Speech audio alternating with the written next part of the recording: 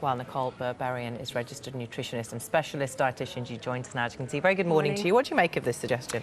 Well, studies have always shown us that it's the energy-balanced, healthy eating combined with activity that gives you the best results for weight, but not just that for health.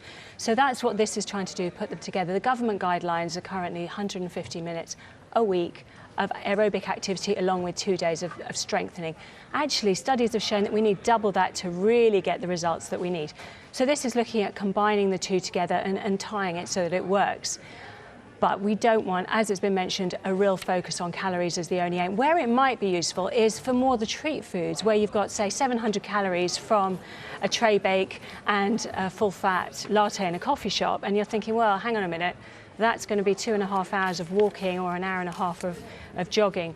That's where it might be sort of more useful, more motivational to A, get people moving, and B, to sort of think, well, do I really need that extra treat food?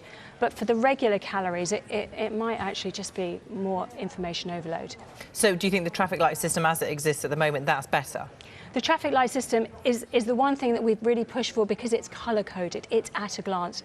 And we know that consumers don't want to spend hours reading labels. They want to be able to go and say, right, quickly, what does this tell me? And then they can look at the details if they want to. This might be useful as an added extra, but more about getting people moving, getting people active, because that really is so fundamental. Daily activity is what we recommend, not just for weight, but all the health reasons.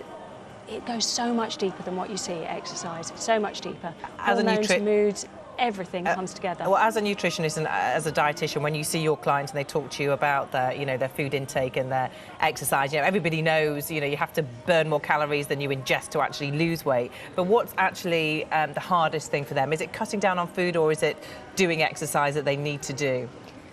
Well, for those people that really don't like to move, or they've got excess weight to begin with, it can be really hard to get them moving because their joints are aching, their body's not used to it. But I always recommend they just start with something basic, build up with swimming, with walking, start gently and build up. And the body does get stronger. The effects of exercise can be seen pretty much straight away. People's mood improves as they get out, their heart, their circulation, hormone balance is affected straight away. Insulin response is affected within the next 15 minutes after exercise. So there's immediate results to doing something. I don't know if you've seen it, but a few weeks ago we did a piece on some technology that's being developed that you can put on your mobile phone, and your phone can scan whatever food item it is, and it can tell you what's exactly in it, how many calories or how much fat, sugar, etc., etc. Do you see that kind of thing as the future, that actually we'll all have one in our mobile phone and we'll become so conscious about what we eat, what we put in our bodies? I see that a lot already in my practice. A lot of my patients come in and they're showing me that. The downside of that is they can lose the balance of what are they actually doing in the day. Do they have a healthy balance? Are they obsessed that they've had one banana and they're thinking, oh, now I need to run for half an hour, and actually the banana's fine. Banana. Maybe that big fat chocolate, double chocolate muffin might be more of a worry than a banana. So those are the things that I tend to see. When people are looking at the calorie details alone, that could take them off track to the whole balance. And of course, what we're saying is, it really is simple to eat healthily. If you've got the vegetables, the fruit and the balance in, and you've got the low-fat, just healthy eating, keep down those treat foods, activity daily, the details matter less at that point. Easy to say, hard to implement. Nicole Berberian, thank you. Especially when it's cold. Well, that's when you get running. Oh, OK. You say that, Samantha. I've just cancelled the cookies we ordered a while ago, and I'm sitting here doing pelvic floor exercises. It does work.